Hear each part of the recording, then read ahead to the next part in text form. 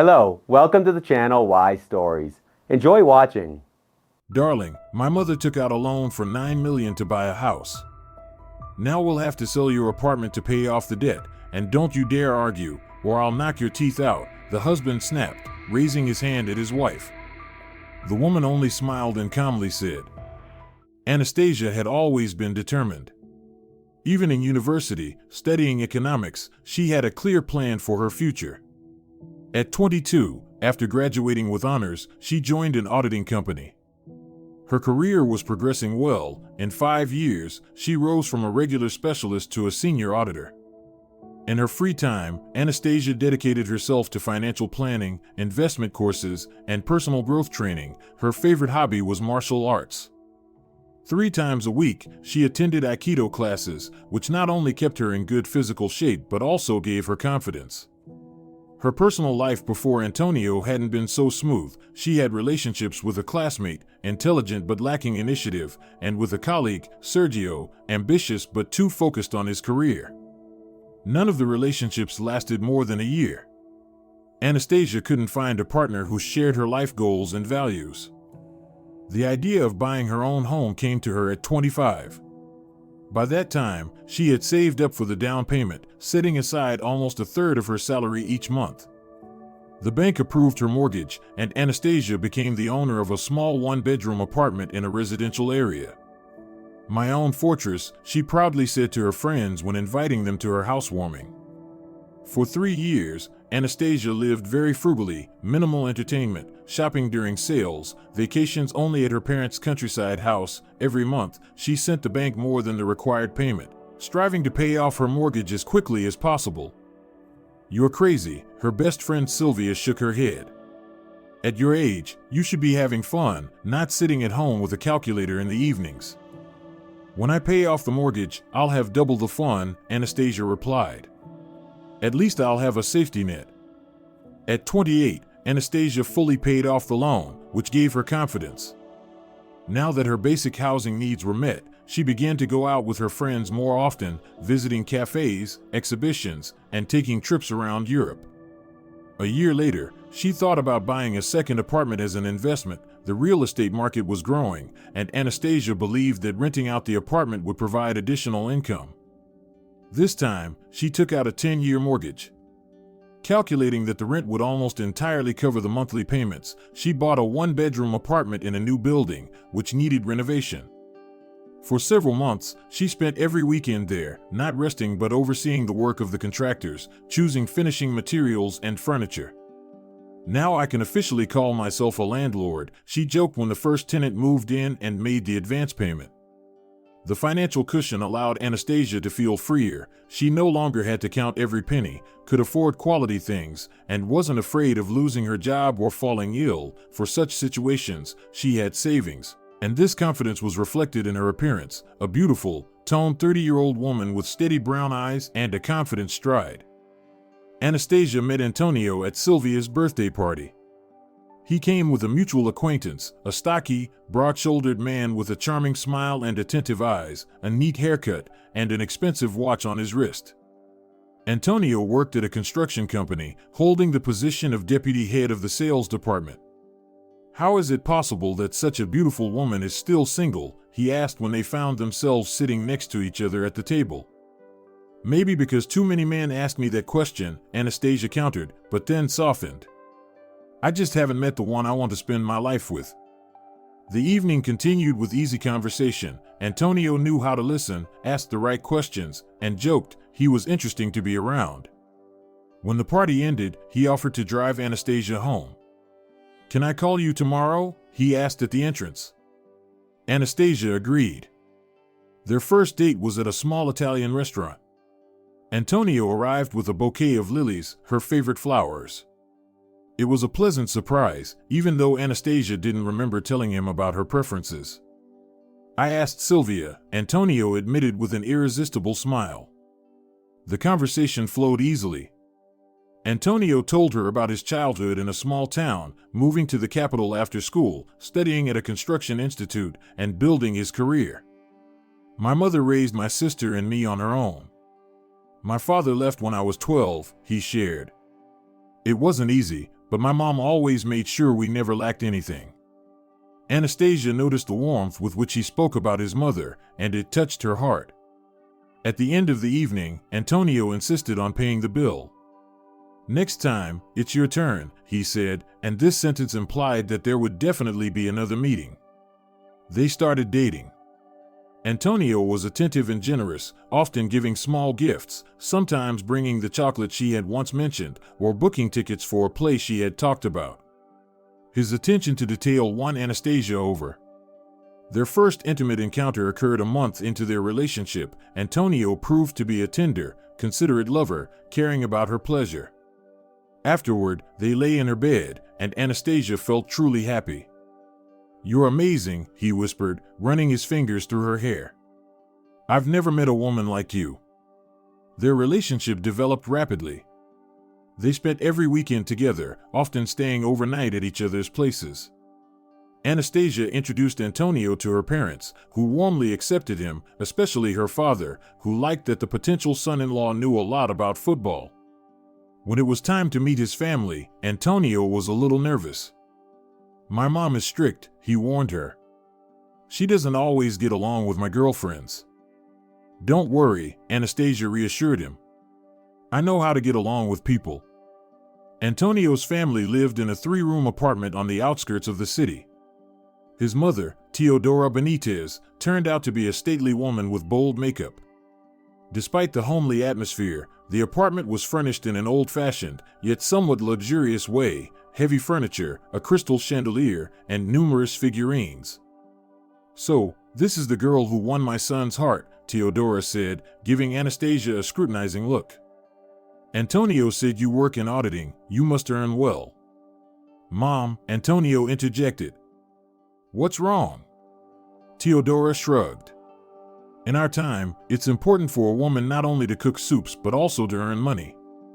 At dinner, she kept bringing up financial matters: how much it cost for her niece's university tuition, how expensive her dental treatments were, and how much they paid for a new fridge. Anastasia tried to be polite, but by the end of the evening, she felt a little uncomfortable. "Don't mind her," Antonio said as they left the building.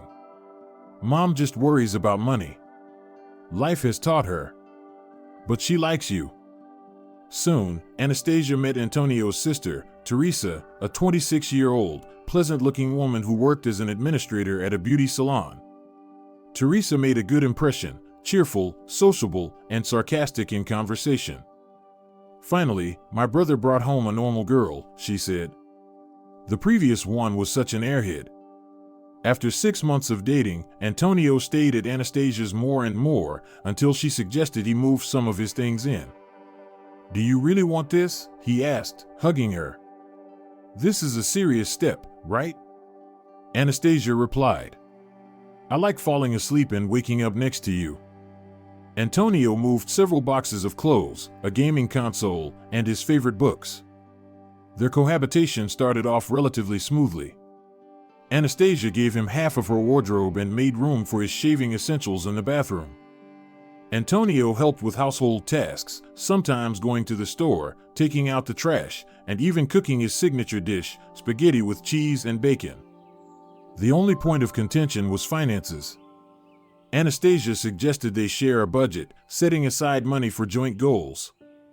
"Let's each contribute $30,000 a month to a common pot. This will be our money for vacations, large purchases, or unexpected expenses," she proposed. Antonio wasn't too enthusiastic about it. "I don't really like all this counting," he admitted. "I've never been good at saving." "It's not hard," Anastasia smiled. "I'll show you a simple table I use. You write down all the income and expenses, and it immediately shows where the money goes and where we can save." "Sounds like work," Antonio grimaced. "I deal with numbers all day. Maybe we should just buy what we need when we need it." Anastasia didn't insist but continued to keep track of the budget and save money herself. After 8 months of dating, Antonio proposed. It happened during a weekend in nature. They rented a small cabin by a lake. In the evening, while sitting on the terrace with glasses of wine, admiring the sunset, Antonio knelt and took out a small ring box. "Anastasia, you are the best thing that has ever happened to me." I want to wake up next to you every morning, grow old together, build a family. Will you marry me? The ring gleamed in the setting sun, golden, with a small diamond, not extravagant, but beautiful. Yes, Anastasia simply replied, feeling her heart fill with warmth.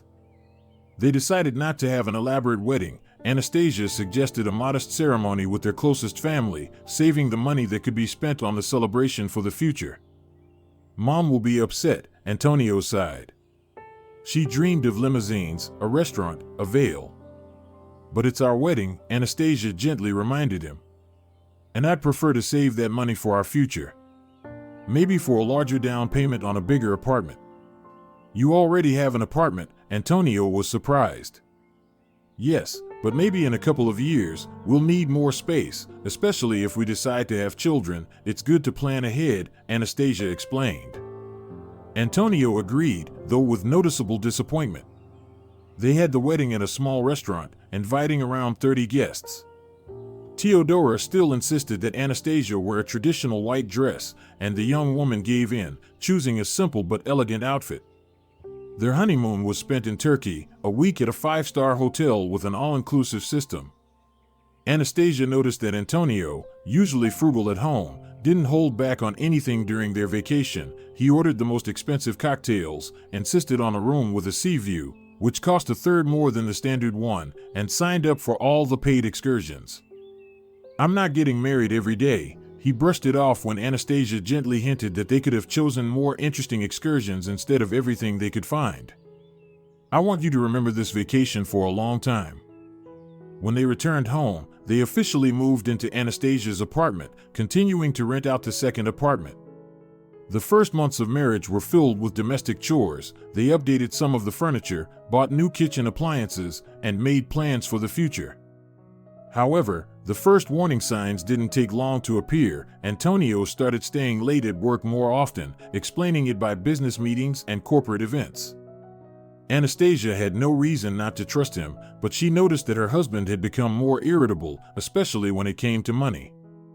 "Why are you always so obsessed with saving?" he asked one day when Anastasia suggested postponing the purchase of a new gaming console. He said, "We have good salaries, we can afford to live comfortably. It's not about saving, it's about smart planning. We have the mortgage for the second apartment, insurance, don't forget. Plus, we need a financial safety cushion," Anastasia replied. "Always with this safety cushion," Antonio sneered. "This isn't the Great Depression. If anything, my parents can help." The phrase made Anastasia frown. "Your parents?" "Antonio, your mother is 60, she's retired, and your sister can barely make ends meet. How can they help?" "I don't understand why you're so negative about my family," Antonio retorted. "I'm not being negative, I'm just realistically assessing the situation," Anastasia explained. Such arguments became frequent.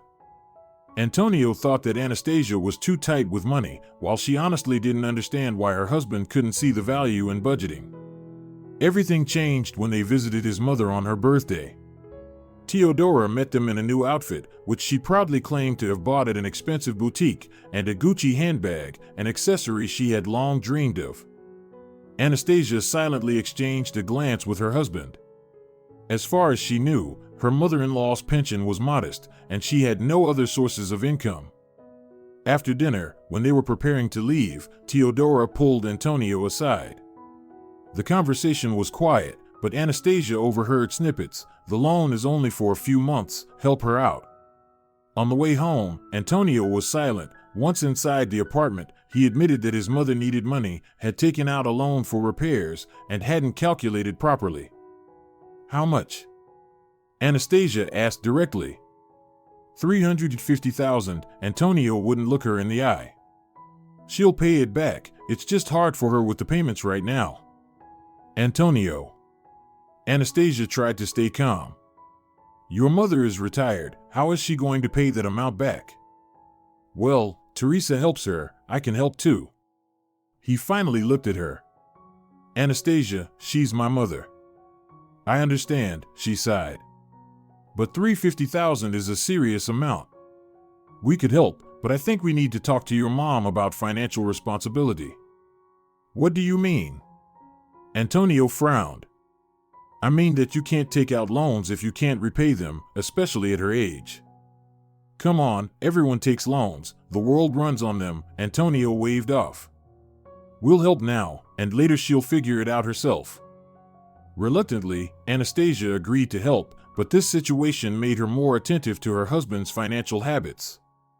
She noticed that Antonio spent a significant portion of his salary on non-essential things, expensive alcohol, branded clothes, the latest gadgets, yet he contributed irregularly and less than they had agreed to the family budget.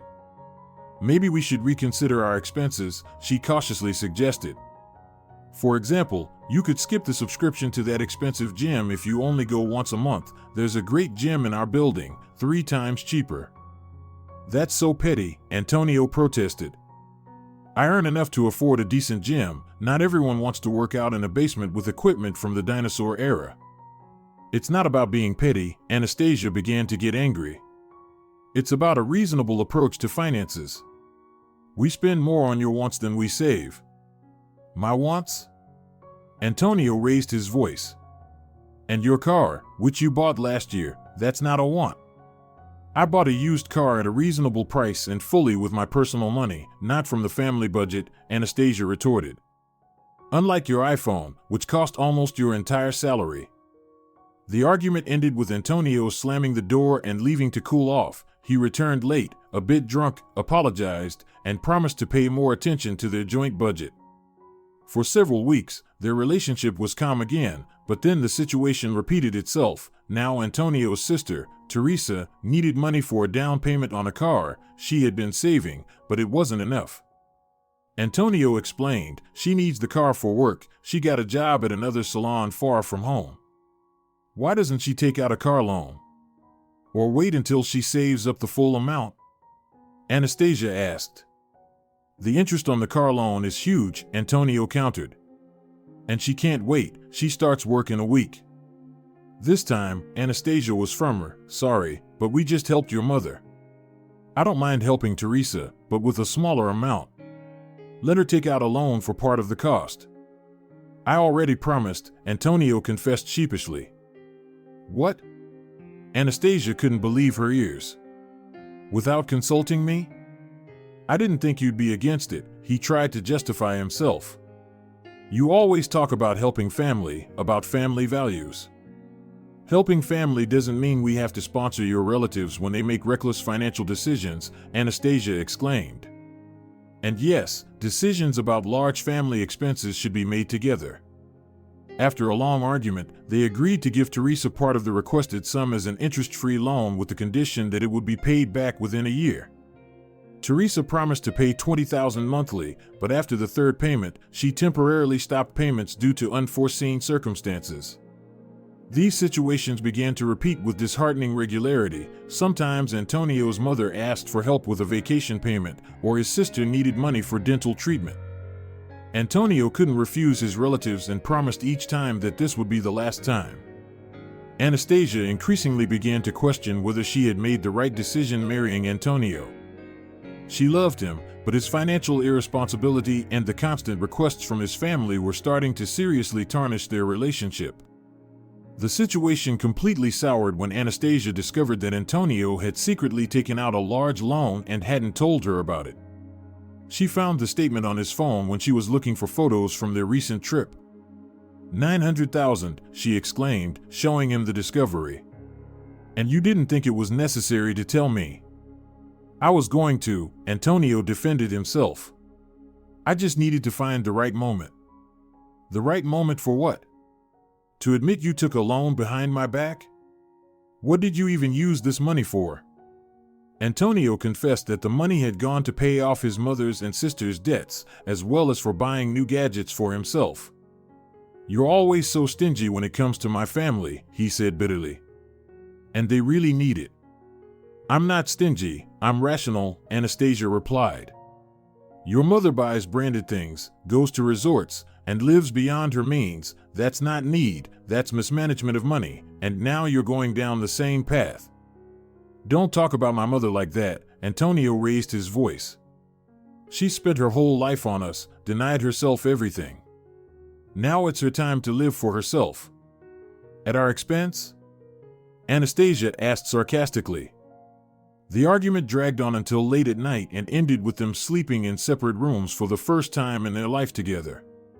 Antonio settled on the couch in the living room. In the morning, during breakfast, Anastasia proposed a compromise. Let's make a clear financial plan, calculate how much we can help your family without jeopardizing our own goals, and no more secret loans. Antonio reluctantly agreed, but Anastasia felt that this was only temporary. The following months in the young family's life could be called a period of Cold War.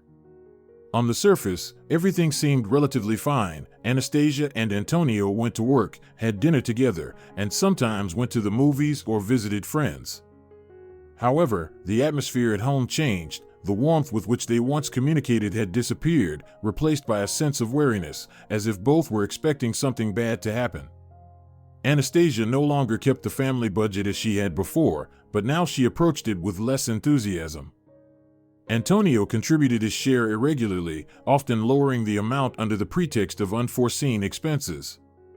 "Where's the rest?" Anastasia asked when he once again gave her only half of the promised amount.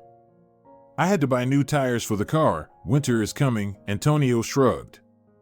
"We discussed this purchase a week ago and decided to postpone it until next month," Anastasia frowned. "I found a good discount, couldn't miss it," Antonio waved it off. Such cases became more frequent. Sometimes Antonio bought expensive headphones because the old ones broke, or a new jacket because he needed to look presentable at work. Meanwhile, the family savings account was replenished less and less. Anastasia's attempts to discuss the issue hit a brick wall. Antonio either joked it off or got irritated and avoided the conversation. On particularly bad days, he simply didn't come home to sleep, explaining it by important business meetings or corporate events. Anastasia began noticing other alarming signs. Antonio frequently called his mother, retreating to another room and speaking in a low voice. After such conversations, he would become nervous and distracted. One day, she inadvertently overheard part of a conversation. "Yes, Mom, I understand." "No, Anastasia won't agree. I'll try to find another way." After these calls, Antonio would often become especially attentive. He'd bring flowers, suggest going to a restaurant, or arrange a romantic evening at home. Anastasia appreciated these gestures but couldn't shake the feeling that they had a hidden purpose. Her suspicions were confirmed when one evening, after dinner with wine, Antonio casually said, "By the way, I've been thinking, we have the second apartment that we rent. What if we sell it? The property market is good right now. We could invest in something else." Anastasia looked at her husband in surprise. "Sell it? Why?" she asked. "It brings a steady income that covers the mortgage. In 7 years it will be fully ours." "But we could find more profitable investments," Antonio said, avoiding his wife's gaze.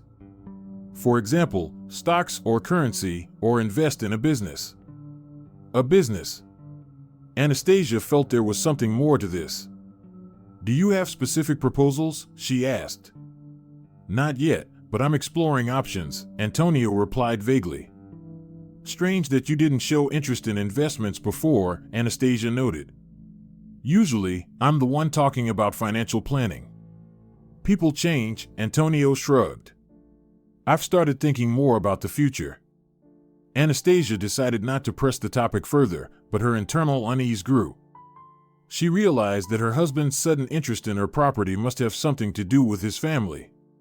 Her suspicions were confirmed a week later when Teodora unexpectedly invited them for dinner. At Antonio's mother's apartment, a festive table awaited them: salads, roast chicken, a bottle of expensive cognac. Teresa was also present, clearly excited about some secret. "I have amazing news for you," Teodora announced, pouring the cognac into glasses. "I found the house of my dreams, small but very cozy, in the suburbs with a garden and a barbecue." "Congratulations," Anastasia cautiously said. "How do you plan to acquire it?" "Well, it's still in the process of being discussed," Teodora replied evasively. "Partially alone, partially other sources." Anastasia noticed the exchange of glances between Antonio and Teresa. What sources exactly? She asked insistently. Antonio offered to help. Teresa interjected. After all, Mom has done so much for us. And how much does this house cost? Anastasia looked directly at Teodora. Only $7 million, she waved it off as if it were a small sum. These days, that's a bargain for such a nice house. Anastasia felt her insides tighten. Now it became clear why Antonio had started talking about selling the apartment. And what about your current apartment? She asked. Oh, I plan to leave it to Teresa, Teodora mumbled. She needs her own place. She's an adult now. On the way home, Anastasia remained silent, but once they were alone at home, she asked. So, this is why you suggested selling my apartment to finance the purchase of your mother's house? Our apartment, Antonio corrected her. We're a family. Yes, I wanted to help Mom fulfill her dream. What's wrong with that? What's wrong? Anastasia couldn't believe her ears. You want to sell the apartment I bought with my own money so your mother can buy a house, and her apartment will go to your sister? And what do we get in this arrangement? We're helping family. Antonio started getting angry. Don't you understand how important it is to support loved ones? They need to be supported within reason, Anastasia countered. This isn't support, it's financial sponsorship. Your mother buys a house with our money, your sister gets an apartment, and we're left without the second property that could provide us with additional income or become our family asset. You've always been stingy, Antonio snapped. Always counting every penny, as if the world's about to end tomorrow. I'm not stingy, I'm responsible. Anastasia tried to speak calmly, but her voice trembled with anger. I earned both apartments on my own, no one helped me. I'm not going to waste what I've worked so hard for. The conflict remained unresolved. That evening, they went to different rooms, seething with anger. The next day, Antonio pretended nothing had happened, and Anastasia didn't bring up the painful subject, but internally, she became more cautious and decided to keep a closer eye on the family's finances. Her vigilance proved to be well-founded. A couple of weeks later, while checking their joint account, she discovered a large withdrawal, nearly $500,000. The money had been transferred to Teodora's account. A confrontation was inevitable. When Antonio returned from work, Anastasia met him with the bank statement in hand. What is this? She asked, showing him the document. Antonio paled but quickly composed himself. Mom found the house, made a deposit, she needed it urgently, and you wouldn't have agreed anyway. So, you just took our shared money and gave it to your mother without consulting me? Anastasia felt her anger building inside. It's just a deposit, Antonio tried to justify himself. She'll pay it back when she sells her apartment. Sell? You said she was leaving it to Teresa. But plans changed, Antonio answered uncertainly. Teresa can live with Mom in the new house. Why did your mother think she could afford a $7 million house? She doesn't have that kind of money. Anastasia wouldn't stop. She will, Antonio stubbornly said. She'll sell the apartment, and we'll add a little. We? Anastasia raised her voice. I'm not going to invest in your mother's house. We have our own plans, our own goals. We work, pay the mortgage, save for the future. And you want to throw it all away for the whim of an elderly woman who doesn't know how to live within her means? Don't talk about my mother like that. Antonio yelled. She's given everything for us and my sister. She's gone without food, gone without sleep. Now, when she has the chance to live in decent conditions, you want to deny her? Where do I come into this? If you want to help your mother, help her with your own money, sell your car, take out a loan, but don't touch our shared money, and don't you dare claim my premarital property. Anastasia cried out in fury. Ah, so when it comes to your property, it's yours, but when it's about my desire to help my family, then it's suddenly our money? It's not like that, and you know it. Anastasia tried to stay calm. I've always honestly contributed to the joint budget, never been stingy. But there's a difference between reasonable spending and this. This? Antonio mocked. Helping family, that's this? This irresponsible financial decision that could jeopardize our future, Anastasia clarified. Antonio, understand, if we spend all our savings now, and then, God forbid, one of us loses our job or gets sick, what will we do? There's always borrowing, Antonio waved it off. From whom? Your mother, who's in debt herself, or my parents, who only have their pensions. The argument continued deep into the night, but they didn't reach a consensus. Antonio insisted that helping his mother was his duty, while Anastasia believed that this help should be reasonable and not jeopardize their own financial well-being. The next day, Teodora showed up at their door. She clearly came prepared for a serious talk, dressed up and with makeup, as if she was going to an important event. Anastasia, my dear, Teodora began in a sweet voice. Antonio told me about your misunderstanding yesterday. I'd like to clear things up. Of course, Anastasia replied calmly, letting her mother-in-law in. I'm listening. You see, this house isn't just a whim of an old woman. Teodora settled into a chair, smoothing out the folds of her expensive skirt. It's an investment in our common future. Imagine, in the summer, you and Antonio will come for barbecues, to enjoy nature. When the children come, they'll have plenty of room to run and play outdoors. Isn't that wonderful? It sounds tempting, Anastasia agreed. But why not buy a simpler country house? There are great options for around $2 million. My dear, a small house like that doesn't even have a proper toilet, let alone amenities, Teodora grimaced. But the house I found has everything like in an urban apartment, only with a garden. It's conveniently located, only half an hour's drive. Still, $7 million is a very serious amount, Anastasia remarked. Are you sure you can raise that much money? Well, my apartment is worth about $5 million, Teodora calculated. There's just a little left. Antonio said you have a second apartment that you rent out. Maybe it's worth selling it. It's not just an investment, it's a family home. Anastasia felt her anger boiling inside, but she held back. Teodora, this apartment is also part of our future with Antonio. It's our financial safety cushion, a source of income, a potential home for our future children. I'm not ready to give it up. But Antonio is my only son, Teodora's voice cracked, tears welling up. Doesn't he deserve to help his mother who gave everything for him? He deserves to, Anastasia agreed.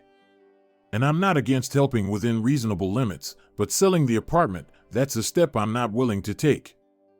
The conversation took an unpleasant turn. Teodora shifted from tearful pleas to subtle threats and manipulations. You know, Antonio is really upset about your conflict, she said, wiping her eyes with a handkerchief.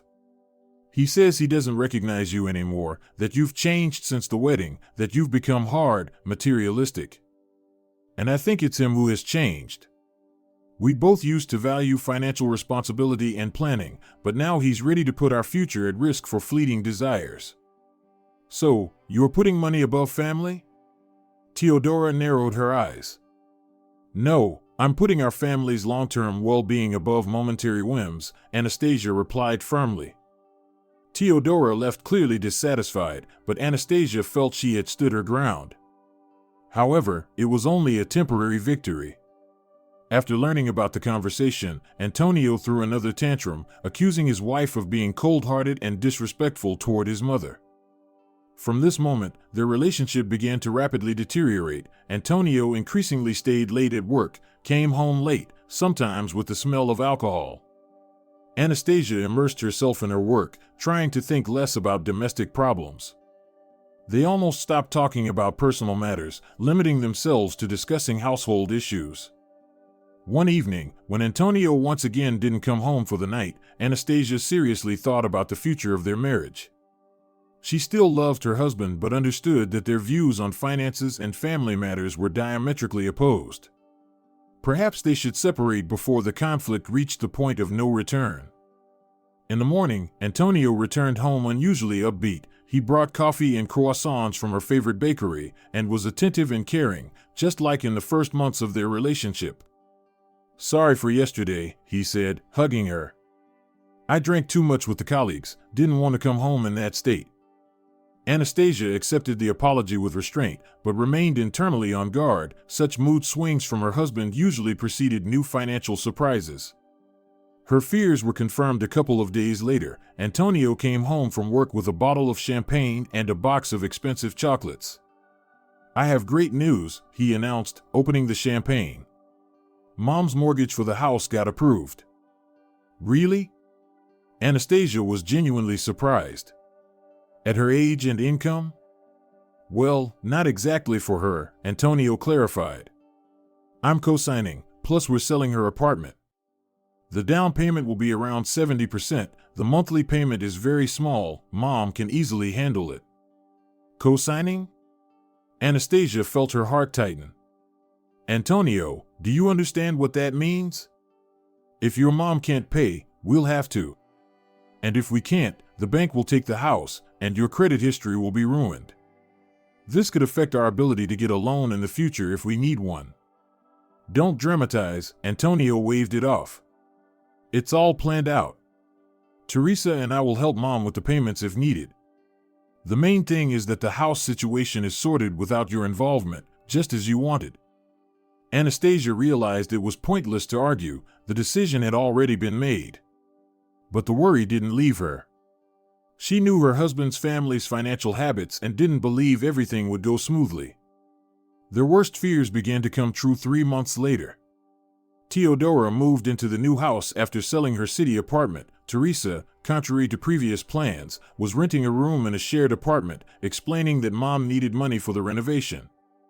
Antonio regularly traveled to the suburbs, helping his mother with repairs and settling in, spending almost every weekend and a significant portion of the family budget. When is this going to end? Anastasia couldn't stand it anymore after another weekend alone. "We barely see each other. You're either at work or with your mother." "Hang in there a little longer," Antonio asked. "A couple more months, and the main work will be done, then we'll only go there to relax." "I think you don't understand," Anastasia said sadly. "It's not just about you being absent. You're spending our joint money on a house your mother will use, while our plans, renovating this apartment, going on vacation, are all postponed indefinitely. We have a roof over our heads, we have jobs. What else do you need?" Antonio responded irritably. "We can wait a little for the sake of family." Anastasia realized they were speaking different languages. To her, family was primarily her and Antonio, their well-being and future. To Antonio, family was primarily his mother and sister, and his wife should accept that. The tension reached a breaking point when one evening Antonio came home unusually agitated, pacing around the apartment, muttering to himself and avoiding looking Anastasia in the eyes. "Something happened?" she asked. "We need to talk seriously," Antonio said, finally stopping and looking at his wife. "Mom has problems with the bank due to some mistake in the documents. They're demanding early repayment of a significant part of the loan, otherwise, they'll seize the house." "How much?" Anastasia asked directly, feeling that the conversation was heading toward the inevitable. "Almost 4 million, Antonio said, lowering his gaze. "Mom doesn't have that much, neither do I. Our savings are a drop in the ocean." And Anastasia already knew what she would hear next. "I thought maybe we could sell our second apartment," Antonio spoke quickly, as if fearing to be interrupted. "The market's good now. We'd get more than we invested. Part of the money would go toward paying off Mom's loan, and the rest we could put in the bank or invest." Anastasia remained silent, trying to process the situation. Dozens of questions were spinning in her head. Why did the bank suddenly demand early repayment? What mistake in the documents? Why can't they refinance the loan or work out a payment plan? But she knew it was pointless to ask. Antonio either didn't know the answers or didn't want to share them. "No," she said firmly, "I'm not going to sell the apartment. It's my premarital property. I bought it with my own money and paid off the mortgage. It's my personal financial reserve, and I'm not going to spend it to solve your mother's problems, which she created for herself." "What do you mean, no?" Antonio raised his voice. "Anastasia, you don't understand. We're talking about a roof over my mother's head. The bank will take the house. She'll be on the street." "She won't be." Anastasia calmly responded. She has you, she has Teresa. She can rent an apartment. In the end, it will be much cheaper than maintaining the house. You're suggesting my mother live in a rental apartment? Antonio was furious. After she's dreamed of having her own house all her life? I'm suggesting your mother live within her means. Anastasia also began to get angry. You can't buy what you can't afford and then expect someone else to solve your problems. They argued until late at night. Antonio switched from pleas to threats, from promises to accusations. Anastasia remained unyielding. She knew that if she gave in now, it would set a dangerous precedent. In the future, any whim of her mother-in-law would be paid for with their family budget. Finally, Antonio gave in, or rather, pretended to give in. He went to sleep in the living room, grumbling something about heartlessness and selfishness. Anastasia stayed in the bedroom, but she couldn't fall asleep for a long time. She knew that their relationship was hanging by a thread, but she saw no other way. Giving in on such an important issue would mean losing her self-respect and control over her life. In the morning, Antonio was already gone. He left for work earlier than usual, without saying goodbye.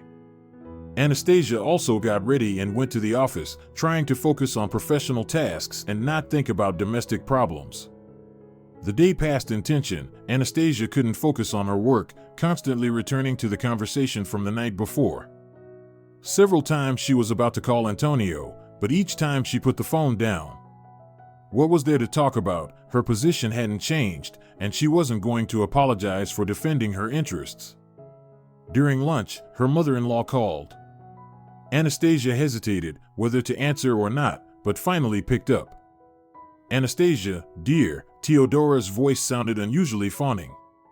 Antonio told me about your conversation. I understand everything. Really, it's your apartment, your money, but please understand me too. I'm an old woman. I've dreamed all my life of having my own little place with a garden. Can't you put yourself in my shoes? Teodora, Anastasia tried to speak calmly. I understand your desire to live in good conditions, but you took on financial obligations that you can't fulfill, and now you expect others to solve your problems. But Antonio is my son. Her mother-in-law's voice carried a note of hurt. Don't you want him to help his own mother? I'm not stopping Antonio, Anastasia explained patiently. He can manage his money as he sees fit, but my premarital property is my personal property, and I'm not ready to part with it. The conversation continued in the same vein for another 10 minutes. Teodora moved from pleading to accusations, from tears to threats, but Anastasia remained unyielding. Finally, her mother-in-law hung up, promising that Antonio would take care of it again. After such a conversation, it became even harder to work. Anastasia decided to leave early, took a day off for overtime, and went home, wanting to be alone, gather her thoughts, maybe call a friend and vent. The apartment was quiet and empty. Anastasia took a shower, made some tea, and settled on the couch with her laptop. She opened the spreadsheet with the family budget, trying to figure out how much money they could allocate to help her mother-in-law without harming their own plans. The numbers weren't encouraging. Their savings had been steadily disappearing over the past months due to constant loans to Antonio's relatives and his own thoughtless spending. The sound of a key turning in the lock made her jump. Antonio returned unexpectedly early, and judging by his heavy footsteps and the loud slam of the door, he was in a bad mood. You're already home, he was surprised when he saw his wife. Aren't you supposed to be until 7 today? I took the day off, Anastasia replied briefly, closing her laptop. And you? Me too, Antonio muttered as he walked into the kitchen. He opened the fridge, took out a bottle of beer, opened it, and took several gulps directly from the bottle. This was unusual. He usually drank beer from a glass and only on weekends. Something happened? Anastasia asked cautiously. Antonio silently finished the beer, threw the bottle away, and took out a second one from the fridge. Did Mom call? He asked instead of answering. Yes, Anastasia admitted honestly. And of course, you refused. It wasn't a question, but a statement. Antonio, we've already discussed this. Anastasia started to get tired of this endless cycle. I'm not going to sell my apartment to solve your mother's financial problems. If you want to help her, find other options. There are no other options, Antonio raised his voice. I've tried everything. The bank won't make concessions, no deferral, no chance to refinance, and it's all because of your stubbornness. If you had agreed to sell the apartment right away, we'd have solved the problem and would be living peacefully. What does my stubbornness have to do with this? Anastasia also started getting angry. Your mother took a loan she can't repay. You became a co-signer without consulting me. I warned you this would happen, but you both didn't listen. Antonio finished the second bottle and slammed it down on the table. You know, your eyes aren't shining well. I'm tired of hearing your lectures. I warned you. I said blah blah blah. You're always so righteous, so smart, but in reality, you're just a greedy egoist who doesn't want to help in a difficult time. You're drunk, Anastasia said, trying to keep calm. Let's continue this conversation when you sober up. She tried to leave the kitchen, but Antonio grabbed her by the arm. No, we will talk now. His voice sounded threatening. I've made a decision. We're selling the apartment, end of story. It's registered in your name, but half of it legally belongs to me as your husband. That's not entirely true, said Anastasia, carefully pulling her hand away. The apartment was purchased before our marriage with my money. You had no part in the purchase or the mortgage payments. By law, this is entirely my property. Oh, so you've already consulted with a lawyer? Asked Antonio, turning crimson with anger. So, you've been planning to screw me over for a while. Not screw you over, but protect my interests, corrected Anastasia. And yes, I always defend what is rightfully mine, and I'm not backing down now. We'll see, Antonio said threateningly. You know, I have a day off tomorrow. I'll go to the notary, get the documents for the apartment from you, and make a power of attorney for the sale. It will be easier for everyone. That won't work, Anastasia replied calmly. The documents are in the bank safe, and I'm not signing any power of attorney. Antonio looked at her with undisguised hatred. His fists clenched and unclenched as if he were struggling to control himself from striking her. You'll regret this, he gritted through his teeth. I swear, you'll regret it. He spun around, grabbed his jacket, and stormed out of the apartment, slamming the door behind him. Anastasia stood in the middle of the kitchen, breathing deeply to calm herself. This Antonio was someone she had never seen before, aggressive, rude, almost uncontrollable. It was terrifying and made her think about her safety. She called her friend and briefly explained the situation. Come to my place, Sylvia suggested. You shouldn't be alone right now. He might come back even more drunk and aggressive. Thanks, but I'll stay home, Anastasia firmly replied. I don't want to give him a reason to think I'm scared of him or feel guilty. Everything will be fine, he'll just blow off some steam and calm down. But deep down, she doubted. What was happening now seemed less like a typical family quarrel and more like a serious relationship crisis. Maybe their marriage really was coming to an end. Antonio was gone. He didn't return that evening or the next day. He didn't answer calls or messages. Anastasia tried to focus on work, but her thoughts kept returning to the situation at home. Finally, she decided to take another day off and deal with the accumulated household chores.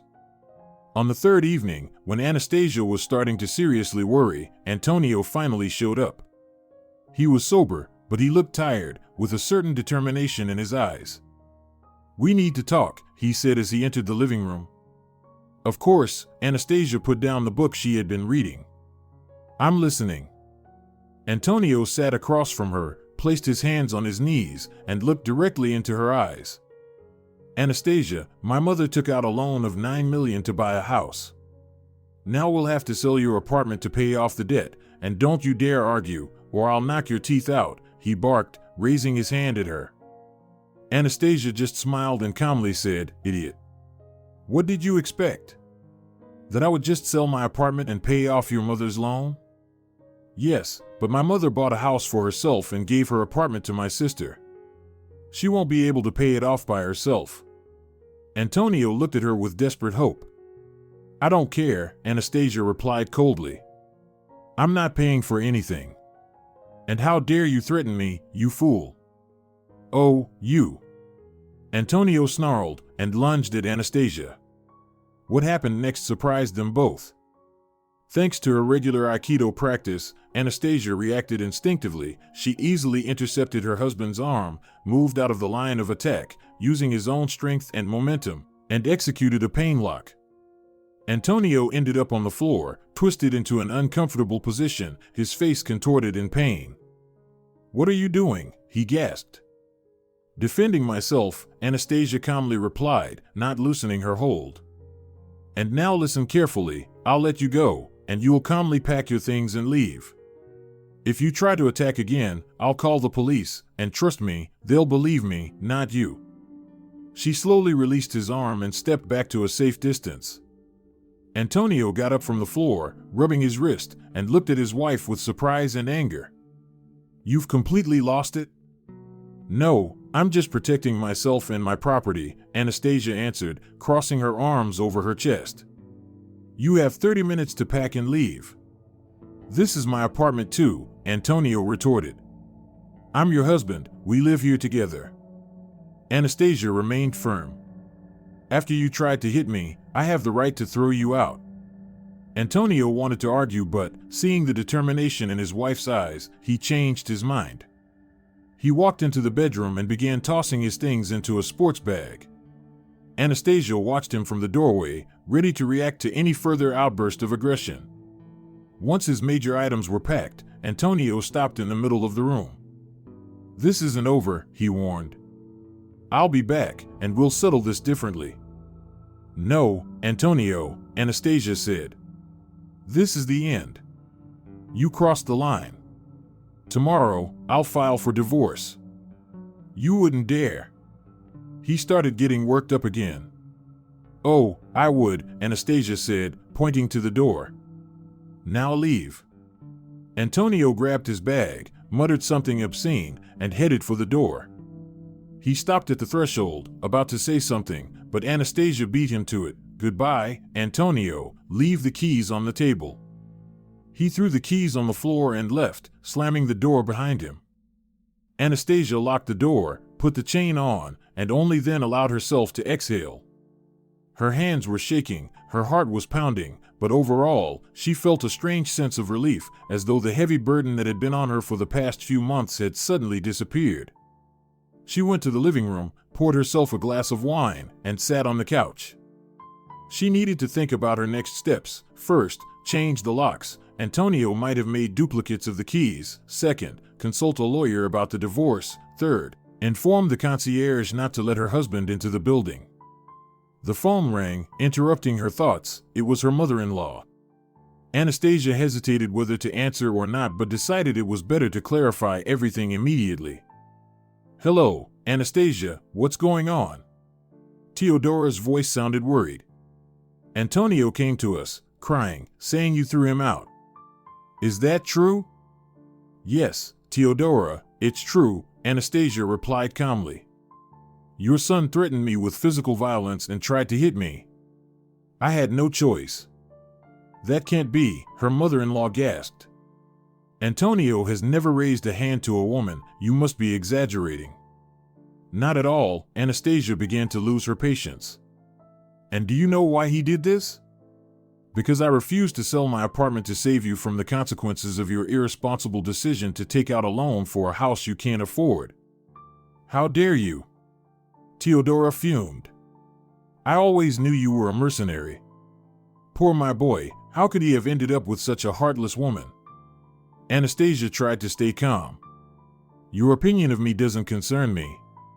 I'm filing for divorce, and I strongly advise you and your son to stop bothering me with calls or visits, otherwise, I'll be forced to call the police."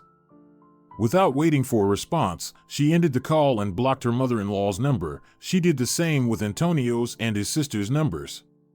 Then she called a locksmith service. Fortunately, a company promised to come within an hour. While Anastasia waited for the locksmith, she reflected on what had happened. The marriage that seemed so promising had ended in catastrophe. Antonio turned out to be not the person she thought he was, or perhaps he had changed due to circumstances and his family's influence. Either way, she didn't regret her decision to throw him out. Threats and violence were lines that couldn't be crossed, and if Antonio so easily resorted to physical aggression now, what would come next? The locksmith arrived on time and quickly replaced the locks. Anastasia paid, received the new keys, and finally felt safe. She took a shower, brewed some fresh tea, and sat down with her laptop to find a good family lawyer. The next few days were filled with chores.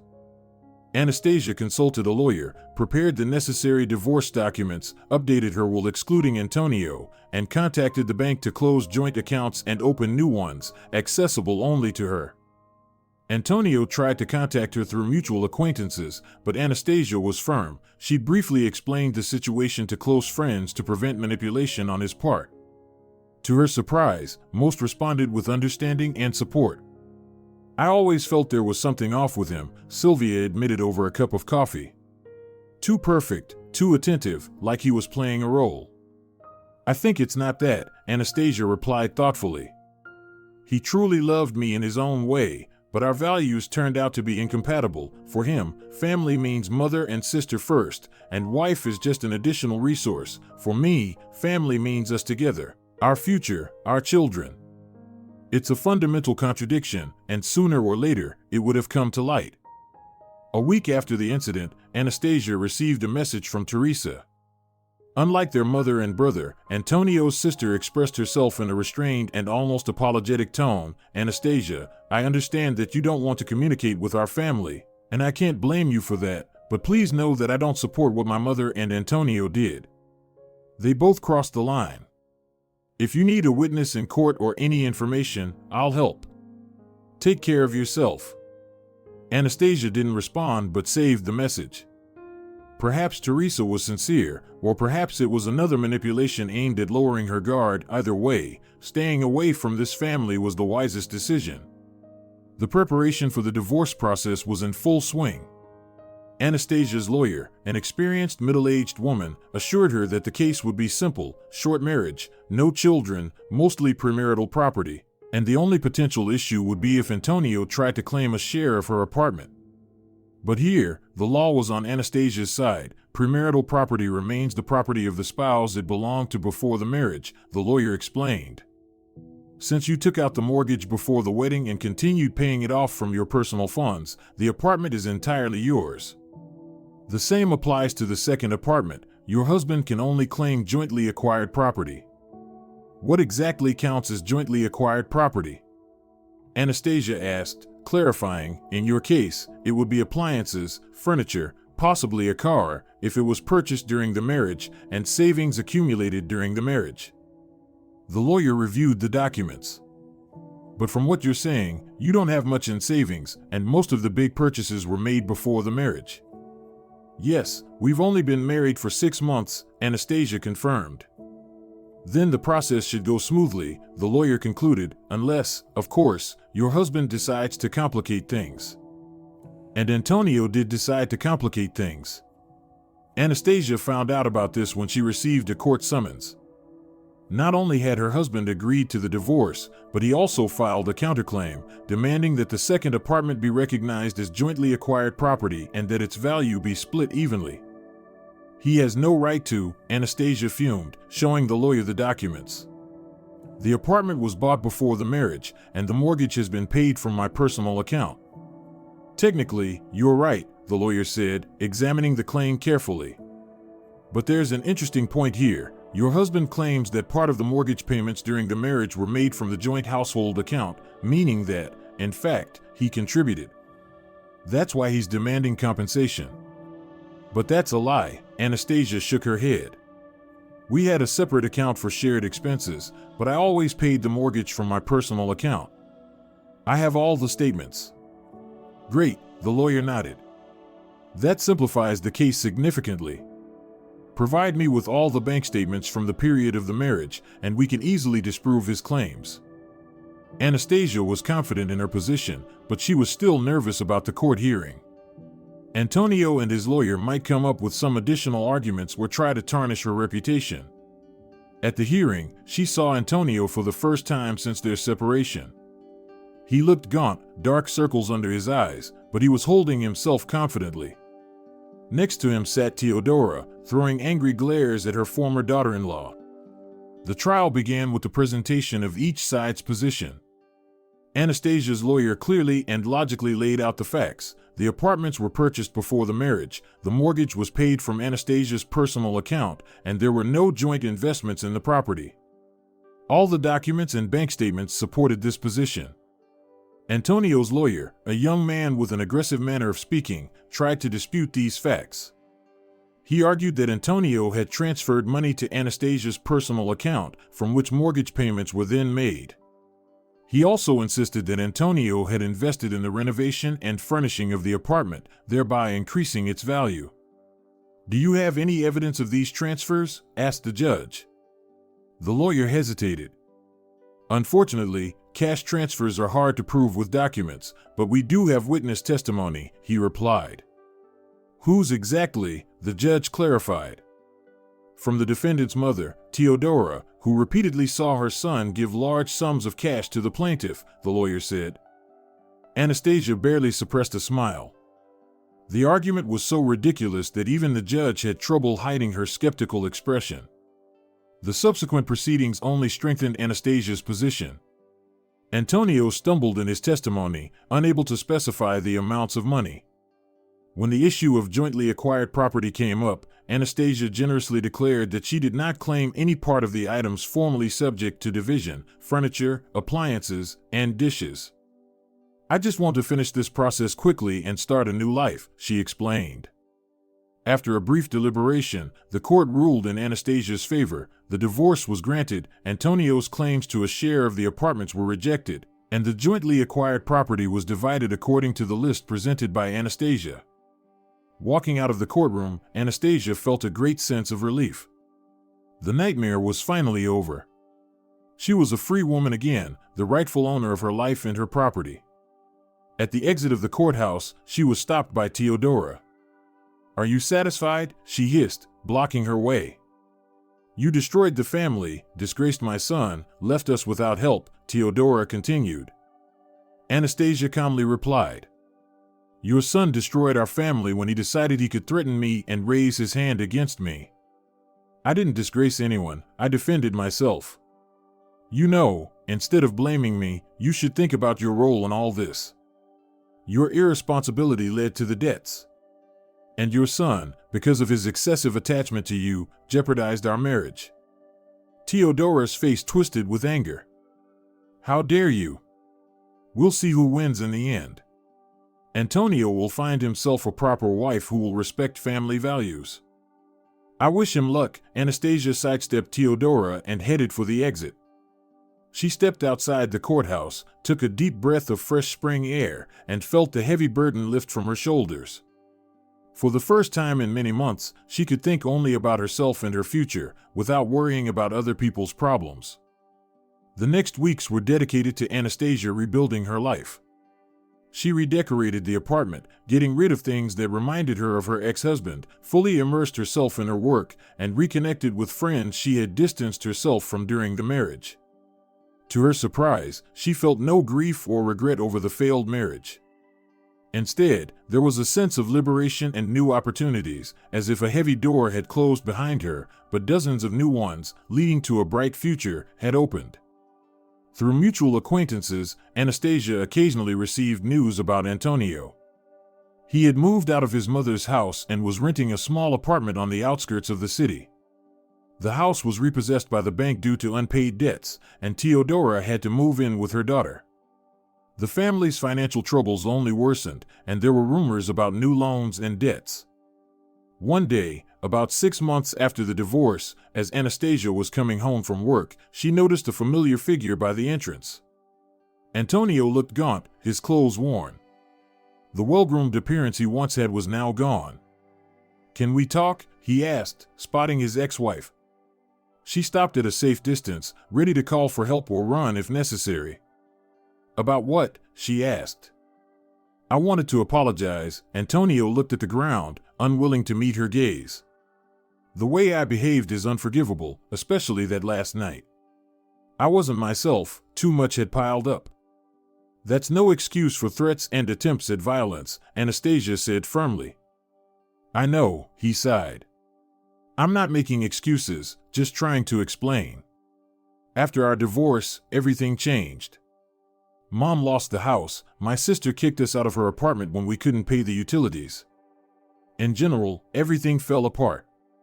I'm sorry, Anastasia genuinely felt sympathy, though she didn't feel guilty. But I warned you this would happen. You can't live beyond your means, take out loans you can't pay off, and expect someone else to solve your problems. You were right, Antonio admitted. You were right about everything. I only realized that now. An awkward silence hung between them. Anastasia didn't know what to say. She felt no anger toward her ex-husband, only exhaustion and a desire to close this chapter of her life once and for all. What do you want, Antonio? She finally asked. I don't know, he honestly admitted. Maybe forgiveness. Or a second chance. I forgive you, Anastasia simply said. But there won't be a second chance. Too much has happened, and you've disappointed me too much. We're not right for each other, and it's better to realize that now than to suffer for years. Antonio nodded, as if he expected such an answer. I understand. I just wanted you to know. I'm sorry. And thank you for everything good that was. Thank you too, Anastasia gave him a faint smile. I hope you can handle the difficulties and find your path. After saying goodbye, Anastasia entered the building without looking back. She knew she would never see Antonio again. This meeting marked the end of their story, the final stroke in the picture of their failed marriage. Life went on. Anastasia received a promotion at work, expanded her social circle, and signed up for photography courses, a longtime hobby she had neglected recently. She felt happier and freer than ever. A year after the divorce, while walking in the city park with her camera, she accidentally met Sebastian, an architect who shared her passion for photography. They started dating cautiously, not rushing things. Sebastian was the complete opposite of Antonio, self-sufficient, calm, respectful of personal boundaries, and financially independent. I have an apartment, 2 cars, and a small studio where I sometimes work on weekends, he said one evening over dinner. I earned all of this myself, without help from my parents or loans, and I'm very proud of it. I'm proud of my achievements too, Anastasia smiled. 2 apartments, a car, a stable career. And all thanks to proper financial planning and discipline. Impressive, Sebastian said sincerely. It's rare to meet a woman who is so responsible with finances.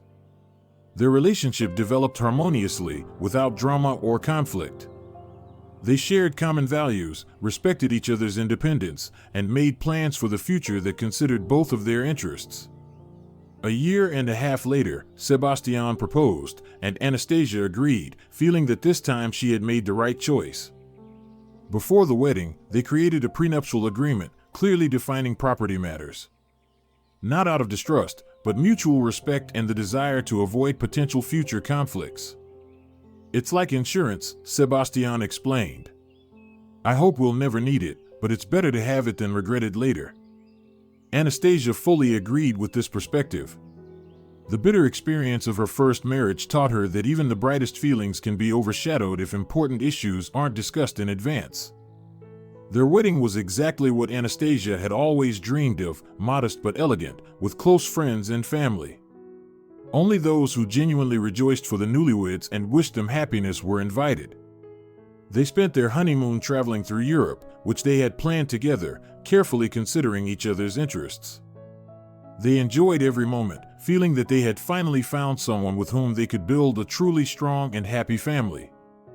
One day, while walking through the narrow streets of Prague, Sebastian unexpectedly asked, "Have you ever regretted your decision to separate from your first husband, even in moments of weakness?" Anastasia paused before answering. "You know, strangely enough, no. I regretted the time wasted, the disappointment, but not the decision itself. It was the only right decision in that situation. If I had stayed, I would have had to give up part of myself, my values, and my principles. It wouldn't have been me anymore." "I understand," Sebastian nodded. Anastasia smiled, grateful for his understanding. I'm glad I found someone who understands and accepts that. 2 years after their wedding, Anastasia and Sebastian bought a spacious house in the suburbs with a garden, a garage, and an office for each of them. It was their joint project, in which they invested equal effort and money. "Our fortress," Sebastian proudly said, showing the house to their friends. "Our shared achievement," added Anastasia. They decided to keep both of her apartments as investment properties. The rental income allowed them to be financially secure and make long-term plans, including funding their future children's education and a comfortable retirement. Sometimes, in rare moments, Anastasia would remember her first marriage, not with bitterness or regret, but as an important lesson that helped her become stronger and wiser. She learned what it meant to protect her boundaries, stand up for her interests, and not compromise on fundamental issues. From mutual acquaintances, Anastasia occasionally received news about her ex-husband. After their breakup, Antonio struggled to get back on his feet. He changed jobs, lived with friends or his mother, who eventually moved to a small one-bedroom apartment on the outskirts of the city. There were rumors that he had started abusing alcohol, but later, he seemed to pull himself together. He found a stable job and eventually remarried a modest woman with a child who, according to mutual acquaintances, kept him in strict boundaries. Anastasia hoped that Antonio had truly learned from their history and had become a better person for himself and his new family. She didn't hold any grudges, only gratitude for the experience that, despite its pain, had made her stronger and helped her find true happiness. One day, sitting on the porch of their new home, watching Sebastian work in the garden planting young apple trees, Anastasia thought that everything had turned out just as it should.